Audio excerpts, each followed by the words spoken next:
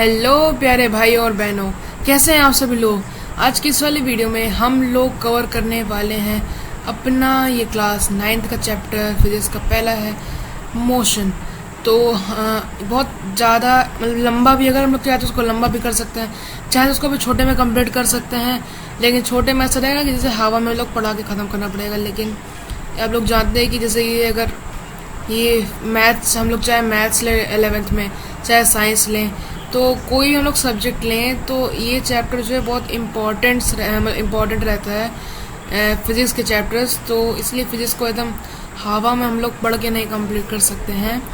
इसलिए थोड़ा सा भले ही लंबा वीडियो हो, लेकिन ज़्यादा ना मैं इसको पार्टेड करने वाला हूँ। ज़्यादा 40 मिनट का चैप्टर होगा, 20 मिनट का ये रहेगा, बाकी अगला वीडियो भी शायद 20 मिनट का ही रहे, पार्टेड रहेगा ये वीडियो। तो अगर आपको ये वीडियो ज़रा से भी अच्छी लगे तो वीडियो को लाइक कर दीजिएगा,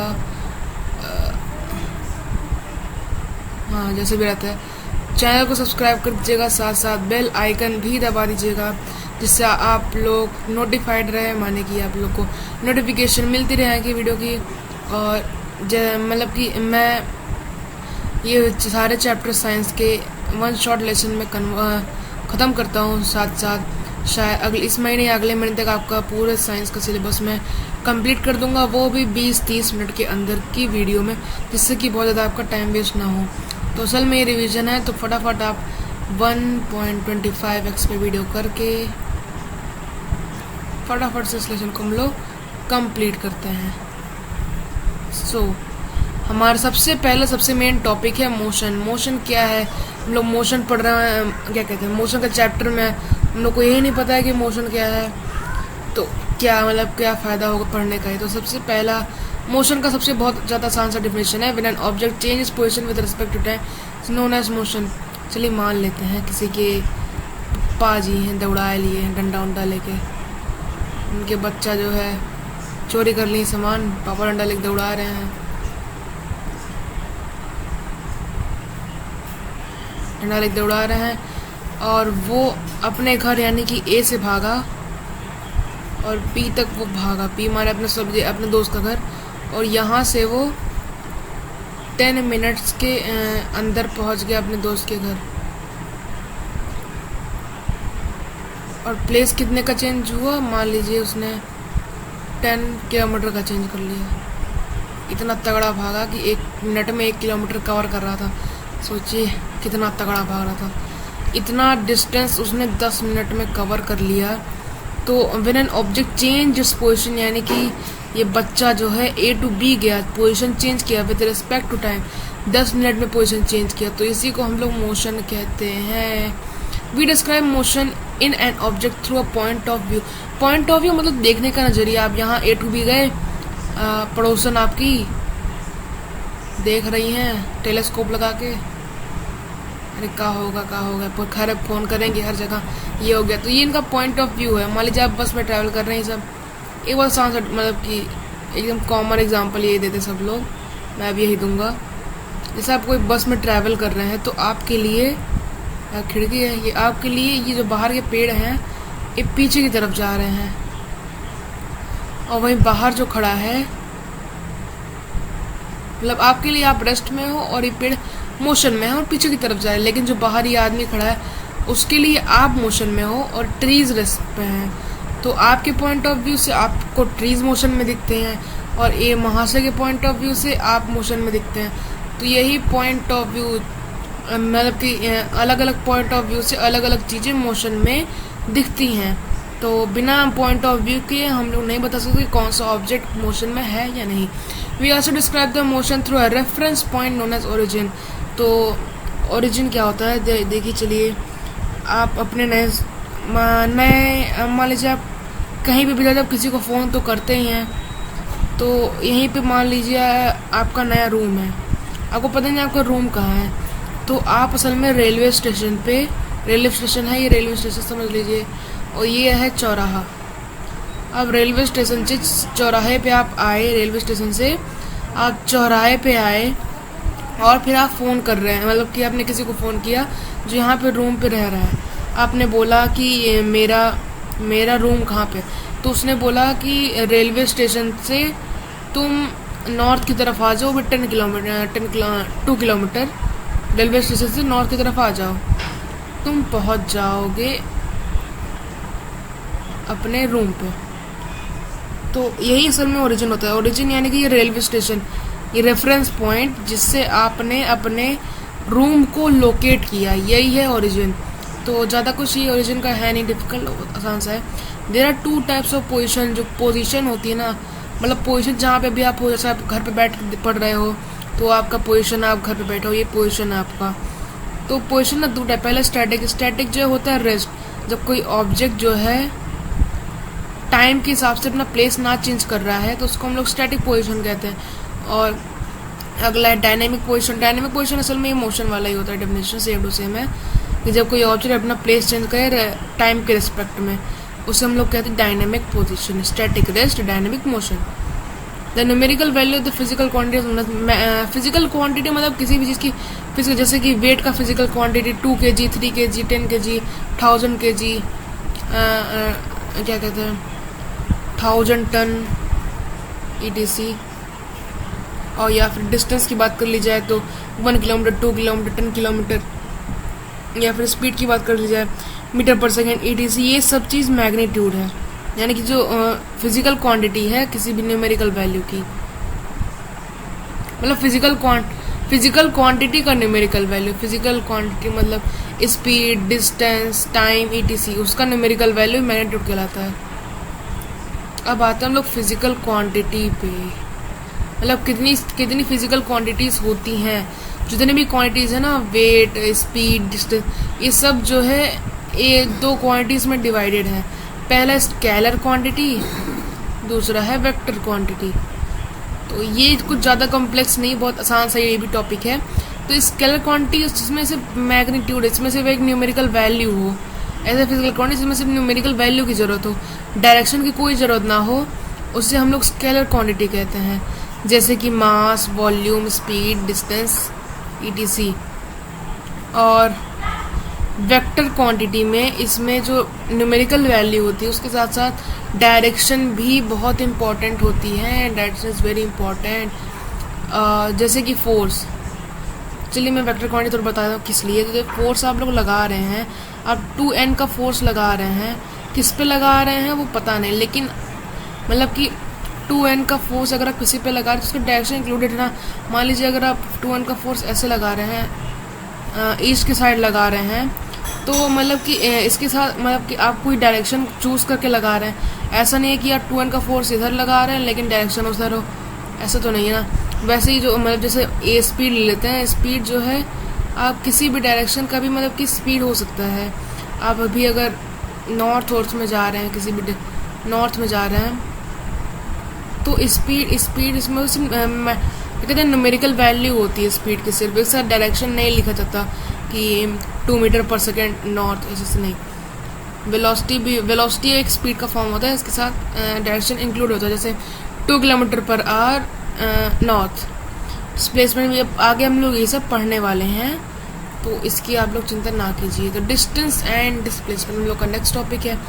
तो जैसे डिस्टेंस वो होता है, डिस्टेंस तो जो डिस्टेंस होता है ना वो टोटल पाथ लेंथ हो, यानी कितना आप ट्रैवल किए हैं ना, उसी को हम लोग डिस्टेंस कहते हैं।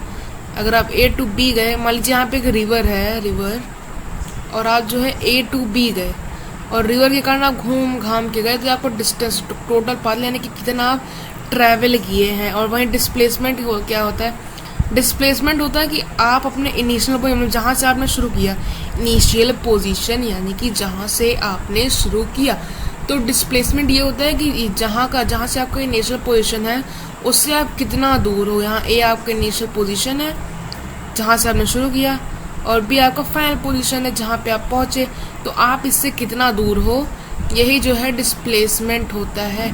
डिस्प्लेसमेंट हमेशा ना एक स्ट्रेट लाइन होती है, और डिस्टेंस जरूरी नहीं है कि स्ट्रेट लाइन ही रहे। इसकी डिस्टेंस और डिस्प्लेसमेंट दोनों की SI यूनिट M होती है, साथ साथ सिंबल भी दोनों का S होता है, S। और डिस्टेंस हमेशा सिर्फ ना पॉजिटिव हो सकता है, डिस्टेंस सिर्फ और सिर्फ पॉजिटिव हो सकता है, क्योंकि आप A to B गए और B to A अगर आप वापस आ गए हैं तो ये पॉजिटिव ही रहेगा, क्योंकि टोटल पाथ लेंथ है। आप जितना भी आप चल रहे हैं वो डिस्टेंस में आता है।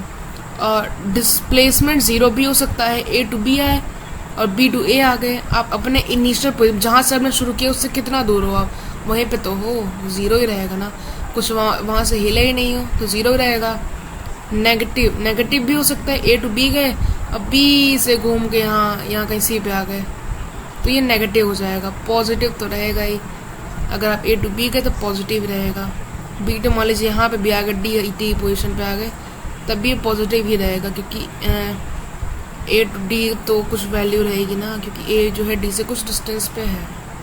एक और इसका रेशियो इसका यहाँ पे लिखा नहीं है, अल्लाह उसको लेकिन नोट कर लीजिएगा अपने नोट्स में जिसमें भी आप ये सब लिख रहे हैं। जो डिस्टेंस का रेशियो, डिस्प्लेसमेंट ना हमेशा डिस्टेंस से या तो इक्वल होगा, डिस्प्लेसमेंट अगर डिस्टेंस के इक्वल होगा, या तो डिस्टेंस क्या कहते हैं डिस्टेंस से कम होगा। अभी A to B गए आप, A to B गए तो आपका, और मान लीजिए A to B अब ब्रिज बन गया है, यहाँ रिवर है, ब्रिज बन गया है, तो आप A to B गए और ब्रिज के ऊपर से गए तो आपका जो है डिस्प्लेसमेंट सेम रहेगा। और वहीं अगर आप A to B मतलब कि B से वापस A पे आ गए हैं तो आपका जो है डिस्टेंस तो कुछ हो जाए, क्योंकि आप इतना ट्रैवल कितना चले, लेकिन आपको जो डिस्प्लेसमेंट होगा वो 0 होगी, कि आप इनिशियल पोजीशन से कुछ दूरी पे नहीं है बल्कि उसी पे ही खड़े हैं। होप कि आपको मेरी बातें समझ में आ रही होंगी। अगर नहीं समझ में आ रही है, कोई भी अगर आपको डाउट हो तो आप कमेंट में बताइए, मैं आपको हर एक डाउट मैं आपको क्लियर कर दूंगा। कोई भी कैसा भी डाउट हो, चाहे इस चैप्टर का हो, चाहे इस बुक के बाहर का ही हो, चाहे 11th 12th किसी का भी डाउट हो, मैं सब क्लियर कर दूंगा आपका। स्पीड एंड वेलोसिटी क्या होती है, ये भी जो है डिस्टेंस के एकदम डिस्टेंस डिस्प्ले में एकदम पुद्दू टॉपिक है, कुछ है नहीं ज़्यादा, ये बस थोड़ा ये सड़ाला ये देख रहे हैं, ये क्या है ये सब फार्मूलाज देख रहे हैं और कुछ है नहीं इसमें सब। अरे भाई कैसे लोग चुटकियों में हम लोग ख़त्म कर दें, क्या समझे आप मुझको, ऐसे ऐसे ऐसे ऐसे ख़त्म कर दूंगा, ऐसे जहाँ यहाँ से यहाँ के जब तक आप यहाँ से यहाँ पहुँचेंगे ना मैं सब ख़त्म कर दूंगा, लेकिन हाँ एक एक डॉट गिनते रहिएगा, पूरा ख़त्म कर दूंगा मैं ये। तो पहले क्या है स्पीड और वेलोसिटी का पहले साइन देख लेते, दोनों का साइन V होता है। आप लोग ये ध्यान रखिएगा, दोनों का साइन V होता है। V क्यों होता है नहीं पता। डिस्टेंस पर यूनिट टाइम, यानी कि डिस्टेंस पर यूनिट टाइम यानी कि आप कितना डिस्टेंस कवर किए हैं 1 यूनिट टाइम में। हाँ 10 मीटर आपने कवर किया है 5 सेकेंड में, यही है आपका स्पीड। 10/10/5 हो जाएगा यहाँ मीटर, 2 मीटर पर सेकेंड। एक स्केलर क्वांटिटी होती है, क्यों? क्योंकि सिस्टम में मैग्नीट्यूड होता है, न्यूमेरिकल वैल्यू होती है, उससे ज़्यादा कुछ होता नहीं है। और पॉजिटिव होता है हमेशा, क्योंकि डिस्टेंस अगर पॉजिटिव रहेगा तो स्पीड भी पॉजिटिव ही रहेगी, क्योंकि डिस्टेंस तो हमेशा पॉजिटिव रहेगा, इसलिए स्पीड भी हमेशा ही पॉजिटिव रहेगी। इक्वल टू और ग्रेटर देन वेलोसिटी, या तो जो है वेलोसिटी के इक्वल होगी या तो वेलोसिटी से ज़्यादा होगी, क्योंकि डिस्टेंस भी अगर डिस्प्लेसमेंट के इक्वल होगा या तो डिस्प्लेसमेंट से ज़्यादा होगा। जब एक वैल्यू किसी भी इक्वेशन की कोई एक वैल्यू ग्रेटर रहेगी हमेशा किसी दूसरे इक्वेशन से, तो वो इक्वेशन का भी यही हाल होगा, वो भी ग्रेटर होगा हमेशा उस दूसरे इक्वेशन से। एसआई यूनिट इसकी होती है मीटर पर सेकेंड, और स्पीड का फॉर्मूला होता है distance upon time. Distance upon time is the formula for finding N speed. Average speed का फॉर्मूला होता है टोटल डिस्टेंस, यानी कि अगर आप 10 मीटर ये कवर किए और 10 मीटर आपने वापस कवर किया है इतना, तो आपकी एवरेज स्पीड रहेगी टोटल 10 मीटर प्लस 10 मीटर, इसमें 5 सेकेंड लगा तो 10 10 20 5 5 10, ये तो आपका हो जाएगा 2 मीटर पर सेकेंड अगेन एवरेज स्पीड। अब आते हैं वेलोसिटी। वेलोसिटी होती है डिस्प्लेसमेंट पर यूनिट टाइम, यानी कि आप कितना डिस्प्लेसमेंट है आपका 1 यूनिट टाइम में। जैसे यही देख लेते हैं, ये A to B गए, कितने में गए 10 मीटर में गए, कितने टाइम में 10 मीटर गए, कितने टाइम में 5 सेकंड में गए, इसलिए आपकी एवरेज वेलोसिटी होगी 2 मीटर पर सेकेंड। कौन से डायरेक्शन में, हाँ ये ध्यान रखिएगा, क्योंकि वेलोसिटी तभी हो सकती है जब आप एक सिंगल डायरेक्शन में ट्रैवल कर रहे हो। सिंगल डायरेक्शन में अगर आप ट्रैवल कर रहे हो तभी आपकी वेलोसिटी हो सकती है, वरना आपकी वेलोसिटी नहीं रहेगी। ये एक वेक्टर क्वांटिटी होता है क्योंकि डायरेक्शन बहुत इंपॉर्टेंट होता है। पॉजिटिव भी हो सकता है, नेगेटिव भी हो सकता है, जीरो भी हो सकती है, क्योंकि डिस्प्लेसमेंट भी है तो पॉजिटिव हो सकता है, नेगेटिव भी हो सकता है और जीरो भी हो सकता है। और इक्वल टू और लेस देन स्पीड यहीं पे लिखा है, बस उसका अपोजिट है। SI यूनिट मीटर पर सेकेंड होता है। फॉर्मूला वो डिस्प्लेसमेंट अपॉन टाइम, नोट कर लीजिएगा, displacement upon time. Average velocity होती है u प्लस v अपॉन 2। तो ये असल में ना एवरेज वेलोसिटी इसका एवरेज का फॉर्मूला होता है। एवरेज का फॉर्मूला मतलब कि जितने भी वैल्यूज आपको दी गई हैं उसको ऐड कर लीजिए और फिर जितनी भी वैल्यूज हैं उसको नंबर, जैसे आपके पास अगर 3 वैल्यू दी गई हैं 2 + 213 ऐसे आपके पास वैल्यू दी गई है, तो आपको 2 + 1 + 3 कर लेना है, यानी कि इससे 2 + 6। और कितनी वैल्यूज हैं, 3 वैल्यूज हैं, तो 6 को 3 से आप लोग डिवाइड कर लेंगे तो हो जाएगा 2। तो 1 कितना था, 213, इसकी जो है एवरेज होगा 2। उस हिसाब से इसका भी है। कितनी वैल्यूज हैं, u मतलब इनिशियल वेलोसिटी किसी गिवन टाइम में, किसी की जैसे, हाँ ये देख लीजिए, आपने मान लीजिए A to आप B गए, रेस्ट से आपने शुरुआत किया, तो आपका u यानी कि इनिशियल स्पीड आपका कितना था, इनिशियल स्पीड होगा आपका 0, क्योंकि आपने रेस्ट से शुरुआत की है, रेस्ट से। और आपकी फाइनल स्पीड यानी कि मान लीजिए B तक आए, फाइनल स्पीड मान लीजिए आपका 2 मीटर पर सेकेंड है, तो आपको ये फाइनल स्पीड हो जाएगा, फाइनल वेलोसिटी हो जाएगी, v हो जाएगा 2 मीटर पर सेकेंड।